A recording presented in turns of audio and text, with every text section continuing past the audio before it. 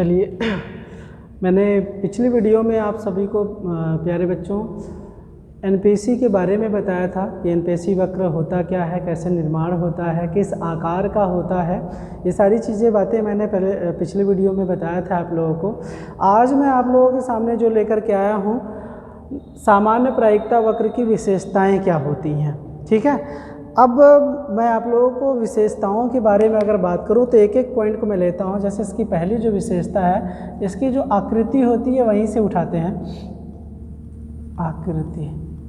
ठीक है, या फिर हम लोग इसको बोलते हैं शेप, कैसा शेप होता है। तो जैसा मैंने आप लोगों को एनपीसी में बताया था प्यारे बच्चों कि इसका जो शेप होता है वो किस प्रकार का बनता है, तो वो इस प्रकार का बनता है। सॉरी एक मिनट,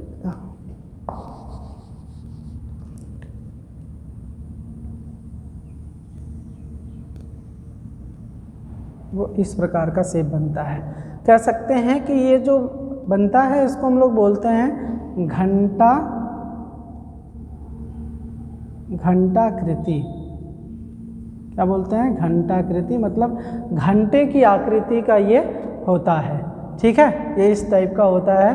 ये ऊपर देख रहे होंगे कि उभड़ा हुआ रहता है, बल्कि नीचे क्या रहता है आपको इस प्रकार का देखने को मिलेगा। जहाँ पर मैंने बताया था कि उच्चतम सीमा पे क्या होता है, कम संख्या या कम जनसंख्या का वितरण रहता है, न्यूनतम सीमा पे कम गुणों की मात्रा का वितरण दिखाया रहता है, और बीच में जो औसत रहता है वहाँ पर गुणों की जो मात्रा रहती है वो ज़्यादा रहता है। ठीक है, इसीलिए इसकी जो आकृति होती है कैसी होती है, घंटाकृति की होती है, जो सबसे पहली विशेषता होती है।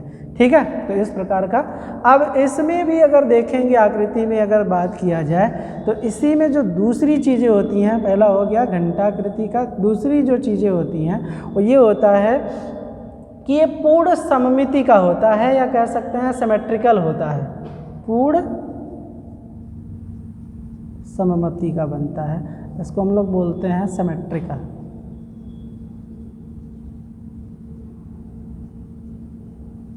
ठीक है, अब ये सिमेट्रिकल का मतलब क्या होता है ये समझिए थोड़ा सा। आई होप आप लोगों को ये दिख रहा होगा।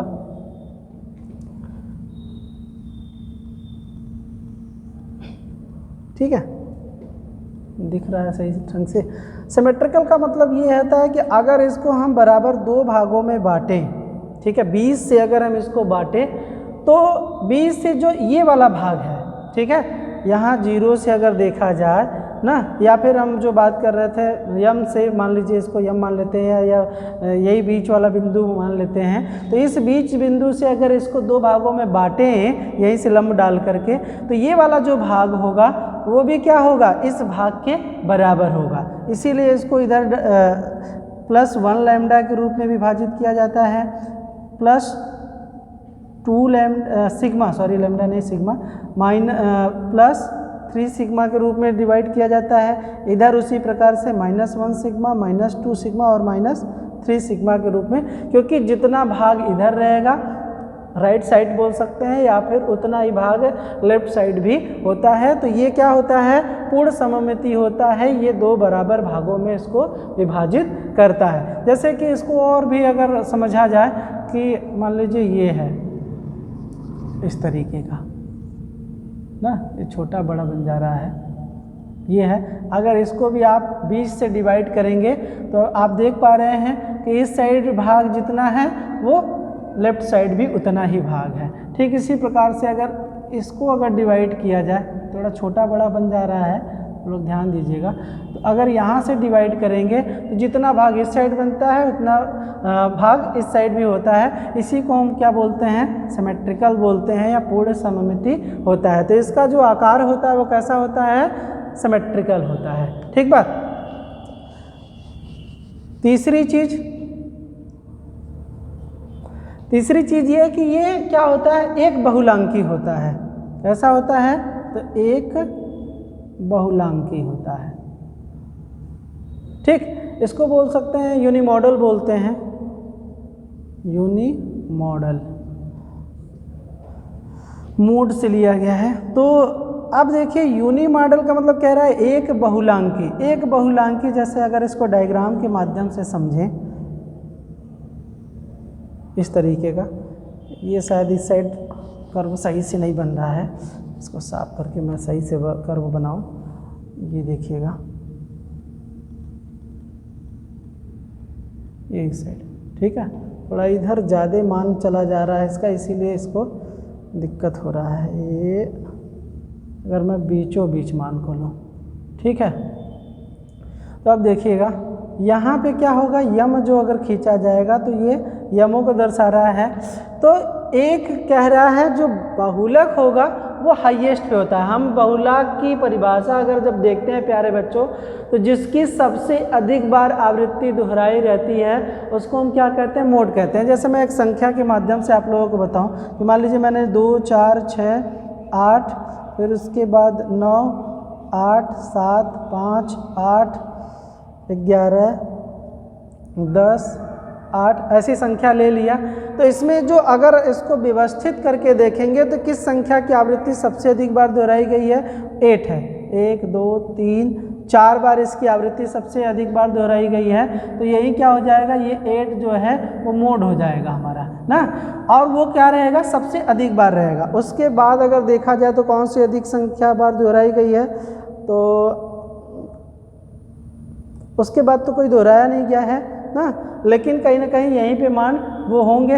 अगर इसको रखा जाए इस तरीके से, 2 एक बार है, फिर उसके बाद 4 है, उसके बाद तो 6 ही दिख रहा है, 6 हो गया, 7 हो गया, 8 4 बार है, 8 4 बार हो गया, ठीक है। 9 एक बार है, फिर 10 है, उसके बाद 11 है ना। तो अब देखिए यही क्या है, ये 4 बार दिख रहा है जो हमारा मोड है। तो यहाँ पे संख्याओं का देखिए जो सबसे अधिक बार आया है वो एक बहुलांकी दिख रहा है, यहाँ पे मोड सबसे ज़्यादा, उसके से कम ये संख्या निम्नतम है जो कि 1 बार है ना, ये भी उससे कम 4 न्यूनतम है। हाईएस्ट में भी अगर देखा जाए तो 11 भी क्या है, 1 बार है, 10 भी 1 बार है, जो सबसे ज़्यादा है वो हमारे बीच में है। औसतन अगर बात किया जाए तो 8 की संख्या 4 बार है, तो इसलिए इसको क्या बोलेंगे, यूनी मॉडल बोलते हैं। ठीक है प्यारे बच्चों, अगर अब एक और उदाहरण लूँ, जैसे मोड में एक और कंडीशन बन जाता है। जैसे मान लीजिए मैं इस प्रकार से ले रहा हूँ 2 4 6 8 8 8, मैं आरोही क्रम में इसको व्यवस्थित करके लिखा हूँ। 9 हो गया, 10 10 10, फिर उसके बाद 12, ठीक है। तो अब देखिए प्यारे बच्चों, यहाँ पे जो मोड होगा वो क्या होगा, 3 बार ये आया है, 3 बार ये होगा, तो 2 हमारा मोड हो जाएगा ना, 8 और 10। तो अब इसमें जो इसकी विशेषता है वो एक बहुलांकी होता है, ना कि 2 बहुलांकी। तो यहाँ पे क्या है, 2 बहुलांकी है, तो कहीं ना कहीं जो एनपीसी होता है वो 2 बहुलांकी नहीं होता है, ये ध्यान रखिएगा। कैसा होता है, एक बहुलांकी होता है। यहाँ पर जो इसका सेक बनेगा वो इस प्रकार से नहीं बनेगा, ठीक है, इस वाले डाटा के अनुसार। तो इसलिए हमारा जो एनपीसी होता है कैसा होता है, एक बहुलांकी होता है। ठीक बात, ये भी इसकी विशेषता है। तीसरी चीज़ अगर बात किया जाए तो आप देखिए जो सामान्य वक्रता वाला भी ये होता है। कैसा होता है, तो ये सामान्य वक्रता वाला होता है। सामान्य वक्रता की बात अगर की जाए तो जैसा कि आप पढ़े हुए हैं कि घंटे की आकृति का ही होता है, ये बिल्कुल इस तरीके का। ओहो, डायग्राम ही गड़बड़ हो जा रहा है। इस तरीके का ना, तो ये सामान्य बोलते हैं इसको ना। अब देखिए यहाँ पर, यहाँ से अगर डिवाइड कर रहे हैं तो ये सामान्य रूप से 2 भागों में बराबर डिवाइड हो जा रहा है। लेकिन इसी में देखिए अगर बहुत जगह पे आप देखे होंगे तो काफ़ी ऐसा भी देखने को मिलता है, ये भाग काफ़ी नुकीला होता है ऐसे ना। तो इस प्रकार को जो होता है उसको बोलते हैं लेप्टोकोर्टोटिस ना।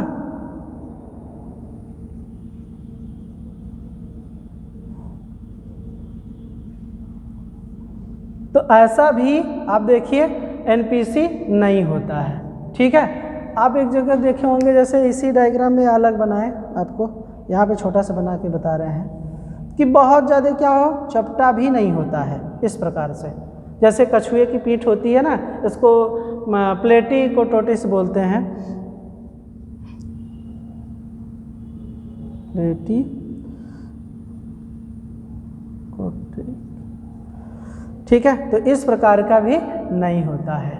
कैसा होता है, सामान्य वक्रता वाला एनपीसी होता है। इस तरीके का, मतलब घंटे की आकृति का होता है प्यारे बच्चों। ठीक है, ये इसकी विशेषता है। शेप के आधार पे या आकृति के आधार पे अगर कहा जाए तो मुख्यतः किस प्रकार का होता है, वो घंटे आकृति का होता है, पूर्ण सममिति का होता है। ठीक है, एक बहुलांकी होता है और सामान्य वक्रता वाला भी होता है। ठीक,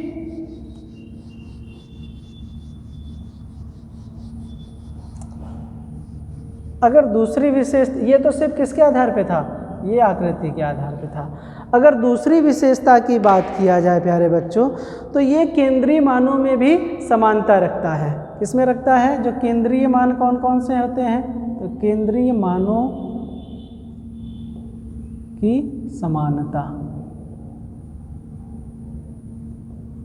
ठीक है, तो केंद्रीय मान में समान कौन सा, मतलब मीन भी समान रहता है, किसके, मीडियन के और मोड के। ठीक है, यहाँ पे इस ग्राफ के माध्यम से समझाते हैं आपको। ये देखिए, यहाँ पे जो होता है, यहाँ पे सांख्यिकी गणनाओं के आधार पे मीन किसके बराबर हो, मीडियन के, और मीडियन किसके बराबर हो, मोड के। मतलब तीनों मान क्या होते हैं, आपस में यहाँ पर बराबर होते हैं। अगर कहा जाए, मान लीजिए एक उदाहरण के माध्यम से अगर मैं समझाऊं कि मान लीजिए किसी जनसंख्या है जिसको, या 100 बच्चे हैं, 100 बच्चों का अगर मैं कोई एक गणित का परीक्षण कराऊं, ठीक है, अगर गणित का परीक्षण करा रहा हूं जिसमें अगर मान लीजिए कि बच्चे जो हैं वो काफ़ी, वो पेपर क्या हो, बहुत ज़्यादा टफ बन जाए। ठीक है, टफ अगर बन जाएगा तो यहाँ पे मान लीजिए मीन है, ये मीन है ना। अगर कठिन हो जाएगा, कठिन हो गया अगर पेपर, तो इसको क्या करेंगे, बहुत कम लोग सवाल को सॉल्व कर पाएंगे। इस प्रकार का डायग्राम बनेगा। मतलब जो मीन से क्या होगा, ये औसत से कठिन होगा तो औसत से कम ही लोग कर पाएंगे, है कि नहीं। थोड़ा सा डायग्राम उतने अच्छे से नहीं बन रहा है, फिर भी मान लीजिए हमने इसको मीन मान लिया। ठीक है, अब यहाँ से देखिए इस तरीके का, अब इस तरीके का अगर शेप प्राप्त हो ना, आकार प्राप्त हो, तो इसका मतलब ये है कि औसत से अधिक लोगों को क्या लगा, वो कठिन लगा, तो ना, ठीक है, बहुत कम लोग क्या कर पाएंगे, इसको सॉल्व कर पाएंगे। या फिर अगर देखिए कंडीशन ये भी बन सकती है कि मान लीजिए ये मीन है और पेपर क्या हो, बहुत अधिक क्या आ जाए, सरल हो जाए ना, तो भी देखिए कि इस मीन से बहुत ज़्यादा लोग, औसत से ज़्यादा जनसंख्या क्या है, उस गणित के सवाल को सॉल्व कर ले रहा है। तब भी आपका देखिए जो ये केंद्रीय मान की समानता आपको देखने को नहीं मिल रहा है। होना कैसे चाहिए, मीन और मीडियन दोनों बराबर होना चाहिए, औसत यहाँ पर ऐसा आना चाहिए। तो इस प्रकार का अगर देखेंगे तो केंद्रीय मान जो होने चाहिए यहाँ पे समान होने चाहिए, तभी एनपीसी को कहीं ना कहीं वो फॉलो करेगा। ठीक है, जो कि मैंने आप लोगों को उदाहरण के रूप में बताया था कि अगर बुद्धि का हो, गणित का टेस्ट हो, किसी की उपलब्धि हो, अधिकतर क्या होता है, बीच में ही होता है, और वो क्या होते हैं, मीन, मीडियन, मोड कहीं ना कहीं आपस में बराबर होते हैं एनपीसी पर। ठीक है, ये भी चीज़ें पाई जाती हैं। उसके बाद है विषमता गुणांक, तीसरी विशेषता इसकी विषमता गुणांक। ठीक, तो यहाँ पर सामान्य जो आपके नॉर्मल प्रोबेबिलिटी कर्व बनता है, वो अगर बहुत ही निम्न कोटि का होगा, मतलब जिस तरीके का मैंने बताया कि मीन से क्या हो, ये मीन है और मीन से इस तरीके का हो जाए अगर, ठीक है, या फिर मीन से क्या हो जाए, इस तरीके का हो जाए, तो निम्न कोटि का हो या उच्च कोटि का हो, तो यहाँ पर इसकी जो विषमता गुणांक होगी वो क्या होगी, यम जो होगी वो शून्य होगा, क्या होगा, या स्क्वेनेस जो होगा यस के बराबर क्या होगा, वो 0 होगा। ठीक है, विषमता गुणांक यहाँ पर क्या होगी, 0 होगी, क्योंकि औसत से क्या है, बीच में नहीं है, औसत से कभी इधर चला गया है left side, sorry right side चला गया है, कभी लेफ्ट साइड चला गया है, तो ये क्या है, यहाँ पर औसत से कहीं ना कहीं विचलन है या विचलित है, इसलिए इसका स्क्वेनेस क्या होगा, 0 होगा। ठीक है, अगर वक्रता गुणांक की बात किया जाए, नेक्स्ट विशेषता है इसकी वक्रता गुणांक, चौथी विशेषता वक्रता गुणांक। ठीक है, कोफिशिएंट ऑफ क्विटोटिस।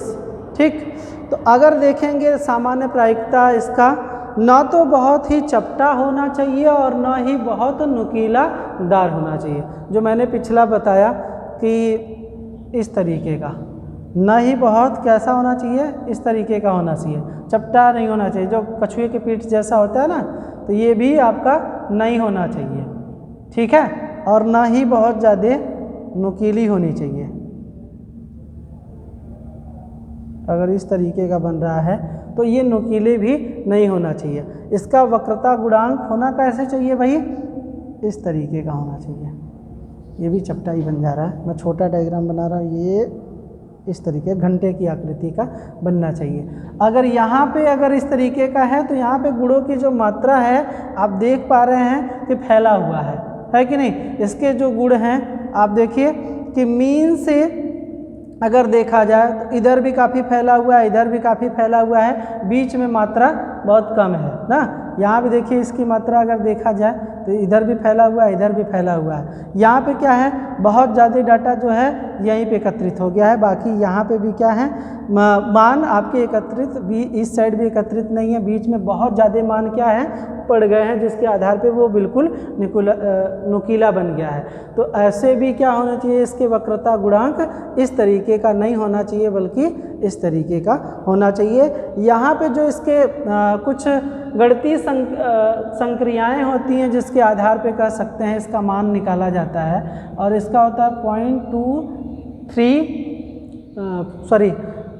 0.263। ठीक है, ये गणितीय संक्रियाओं के द्वारा ज्ञात किया जाता है जो मान रहता है, क्या रहता है, क्यूटोटिस 0.263। ठीक है, एक चीज़ और होता है, इसको कह सकते हैं यहीं पर अगर मैं समझाऊं आप लोगों को, जो नेक्स्ट विशेषता है इसकी पांचवी, ये अनंत स्पर्शी होता है, अनंत स्पर्शी होता है। ठीक है, ये आप देख रहे हैं, ये आपको ये कहीं यहाँ पर टच नहीं होते हैं, यहाँ पे ये टच आपको नहीं होंगे, ये जाकर के कहीं अनंत पे ये स्पर्श होंगे। ये आप ये नहीं कह सकते हैं कि ये यहीं पे जाकर के टच होगा, नहीं, ये बिल्कुल क्या होता है, इसके पैरेलल चलता है। हम ये कल्पना करते हैं कि ये अनंत में जाकर के कहीं पे स्पर्श करते होंगे। ठीक है, तो ये क्या होते हैं, अनंत स्पर्शी होते हैं। ठीक, उसके बाद वक्रता दिशा जो होती है, इसकी दिशा जो होती है वो परिवर्तित होती रहती है। नेक्स्ट जो विशेषता है कि वक्रता जो दिशा है वो क्या होती है, परिवर्तित होती रहती है। तो ये भी समझिए इसको कि वक्रता दिशा का परिवर्तन बिंदु क्या है, चौथा था, जो भी होगा उसको लिख लीजिएगा आप। वक्रता दिशा का परिवर्तन बिंदु,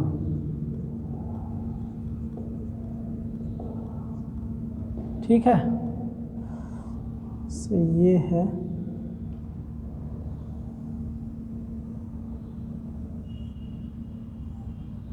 ठीक, सही बना है ना। ये देखिए अब यहाँ से देखिए, लगभग आपको दिख रहा होगा यहाँ से और यहाँ से, इसकी जो दिशा है वो क्या हो रही है, यहाँ से इसकी दिशा ऊपर की ओर चढ़ रही है और यहाँ से इसकी दिशा जो दिख रही है वो नीचे की ओर हो रही है। मतलब कहने का तात्पर्य ये है कि यहीं से इसकी दिशा क्या हो रही है, परिवर्तन हो रहा है, चाहे ये ऊंचाई की ओर जा रही हो या फिर ये नीचे की ओर हो रही है। तो इसका मतलब ये है कि यहीं से इसकी वक्रता की दिशा क्या हो रही है, परिवर्तित हो जा रही है। ठीक है, अगर 20 से भी अगर हम लंब डाल के देखते हैं तो यहाँ से आपको देखने में लग रहा होगा कि यहाँ से क्या हो रहा है, नीचे की ओर हो रहा है और यहाँ से ऊपर की ओर जा रहा है। ठीक है, और अगर आप देखेंगे तो इसको अगर हम लोग दर्शाएं, जैसे मैंने दर्शाया था +1 सिग्मा +2 सिग्मा और +3 सिग्मा, इधर -1 सिग्मा -2 सिग्मा और -3 सिग्मा। ठीक है, तो आप देखिए यहाँ से क्या है कि जो मान इसके रहते हैं वही मान इसके भी रहते हैं। तो मान लीजिए ये 1 पे है। अब यहाँ से अगर आप देख पा रहे हैं, यहाँ ऊपर की अगर ले जाएं हम, ठीक है, ये कैसा बन रहा है, ये जो चित्र बन रहा है आपका, ये आपका अवतल दर्पण बन रहा है। कैसा बन रहा है, अवतल दर्पण जैसा बन रहा है ना, अवतल ही बन रहा है ना। और ये बिल्कुल कैसा बन रहा है, ये यहाँ से अगर देखा जाए ये वाला भाग और ये वाला भाग, तो ये उत्तल दर्पण जैसा बनता है ना, उत्तल दर्पण जैसा बनता है कि नहीं। ये पूरा -1 सिग्मा तक है यहाँ पे मान लीजिए। तो ये इसका जो वक्रता का दिशा परिवर्तन बिंदु है वो कैसा है, यहाँ से कहीं ना कहीं अवतल दर्पण वाला है और इसके नीचे वाला क्या होगा, ये भी आपका क्या होगा, उत्तल दर्पण वाला होगा। इतनी बात समझ में आया सबको। तो इसकी विशेषताएं ध्यान में रखना बहुत ज़रूरी है, क्योंकि इसके विशेषताओं के आधार पे ही हम जो गणनाएं होती हैं वो प्रदर्शन जो होता है गुणों की या जो प्राप्तांक है उसको हम कहीं ना कहीं दर्शा सकते हैं। ठीक है,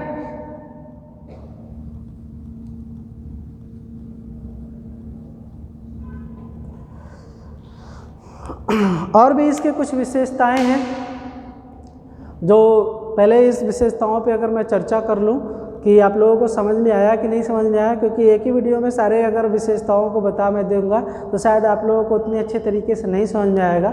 इसलिए मैं चाहता हूँ कि उन विशेषताओं को आप अच्छी तरीके से एक एक विशेषताओं को समझें, तभी आप अच्छे तरीके से समझ पाएंगे। तो आगे की विशेषताओं को मैं दूसरे वीडियो में आप लोगों को समझाऊँगा। आज के लिए इतना ही रखते हैं, ठीक है।